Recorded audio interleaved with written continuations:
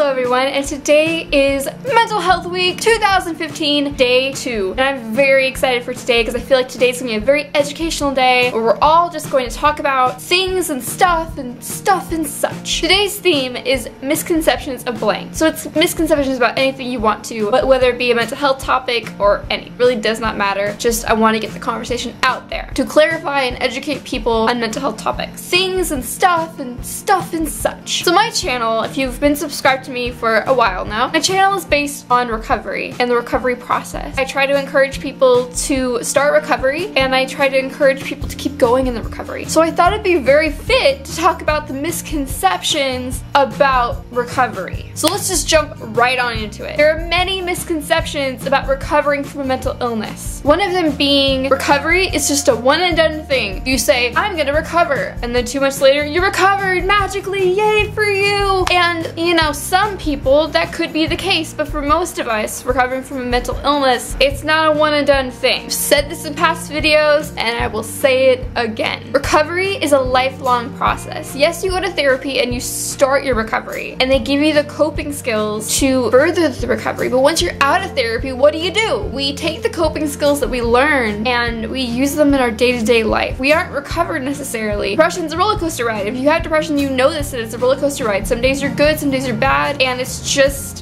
what we have. It's never cured, but it is treatable and it is controlled if you have your coping skills and your techniques to calm yourself down. And this kind of goes on to my next topic, is once you're in recovery, you're cured. Like I just said, therapy and treatment won't necessarily cure you, but they will give you the coping skills to help you further your recovery in the future. So maybe you feel cured, maybe you're like, okay, I'm okay in my life right now, my depression is gone and I'm happy and things are great. But what are you gonna feel like when your depression comes back? You're gonna feel like a failure, you're gonna feel worthless, and you're gonna feel, oh my gosh, we're back to square one. You're not in square one right now. You are in your recovery because recovery is an up and down process. Another misconception a lot of people say is there should be a very simple cure for something like this. It should be a really simple cure for mental illness. And I'm here to tell you, no, it's a lot of work. Just like any illness, when you are recovering from any illness, it is a lot of work to recover. And I wish I could just tell you the magic words that will cure you indefinitely, but there are no magic words, and there is no magic potion that's gonna instantly make you better. And that's just the reality of recovery. There's no cure, but there is hope for a better future. And that's what I want to tell you guys. There's hope for a better future. It may not cure you, you may never be cured, but you can keep your symptoms under control if you go to therapy and if you get into treatment. Another thing that on my channel I have a lot of people emailing me about and stuff is they're telling me that they are a failure if they relapse. And I'm talking about self-harm and addiction. Relapse with their eating disorder or relapse with their self-harm addiction. And people tell me that they're a failure, that they feel like you're back to step one, you don't know what to do. Let me tell you something that I learned actually through another YouTuber. There's a difference between a relapse and a lapse. A lapse is just a hiccup in your recovery. You are still recovering. Say you're recovering from self-harm and you self-harm one night. A lapse would be you admit that you did self-harm, but you are gonna keep going in your recovery and you're gonna try to stop. Now a relapse is a full halt in the recovery and you continue to self-harm and you don't care, and that's a relapse. I'm here to tell you a lapse is perfectly normal in recovery. Now with my self-harm recovery, I've learned that if you get a lapse, say you go 2 months and you don't self-harm, and then you self-harm one night because you're tired or you are pissed off or you're, you know, all those things, and you cut. I'm not gonna say I relapsed, I'm gonna say I lapsed and I'm gonna do better next time. If I go 2 months and then I have a lapse, that's great. I went 2 months. If I go 5 months, that's amazing. But just keep going. Never give up. Your lapse does not make you a failure. It makes you human. Just remember, you went 2 months or you went a week or you went a few days. You're gonna do better next time, and that's all part of your recovery. Another thing that I've said before in the past, or I've heard other subscribers say it, friends, they say, treatment is useless, I've done it, it doesn't work, oh my gosh, I'm never gonna do it again. Not all treatment and therapy is the same. Not each therapist is the same. If you've gone to a therapist and you guys don't click, this isn't working, I don't feel comfortable around you, you don't have to go to that therapist. You can therapist shop. Find someone that fits you and your needs and you feel comfortable with. If you've gone to therapy and it doesn't work, it might not necessarily be you. It might just be the comfort level with your therapist. Not every treatment is the same because there's so many different therapists and every therapist has their own way of doing things. My suggestion is to therapy shop and find a therapist that fits you. If you believe that therapy doesn't work, it does. You just gotta find your right fit. And the last thing I want to talk about is some people say that people will judge me if I seek help. When I was younger, that was kind of like a big thing for me. I didn't want anyone to know I was in therapy. I never wanted to tell anyone. But let me tell you, there's no shame in reaching out for help. There's no shame in it. And if someone makes fun of you for it, don't listen to them. You are bettering yourself. You are saying that I'm gonna start recovery and I'm recovering from something. You are a strong person. You are an amazing human being because you want to better yourself and you want to get better. Don't listen to what anyone else says about you because it's your life. And if you want to take back your life and if you want to get better, seek recovery, seek treatment, go to therapy. Tell someone about what is going on. There's no shame in it and I encourage you to go seek treatment. Please do if you feel like you're having a problem. Like I'm saying, there is no shame in asking for help, but there is shame in hiding what's wrong. So I hope you guys enjoyed the misconceptions of recovery. Like I always say, recovery is possible. It's a hard thing to do. I mean, I'm in it with you guys. Like me, you are in it too. If you're watching this video, you're in recovery or you're interested in mental health topics or whatever. Like me, you guys are in recovery. I know it's hard. It's very, very hard and it's a day-to-day process and it sucks. But I know we can do it together and I know we can get through this. So I hope you guys enjoyed day 2 of Mental Health Week. I'm so excited to see your guys' videos. Yeah, I'm so excited. So I hope you guys have an amazing day and I'll see you tomorrow with the next Mental Health Week video.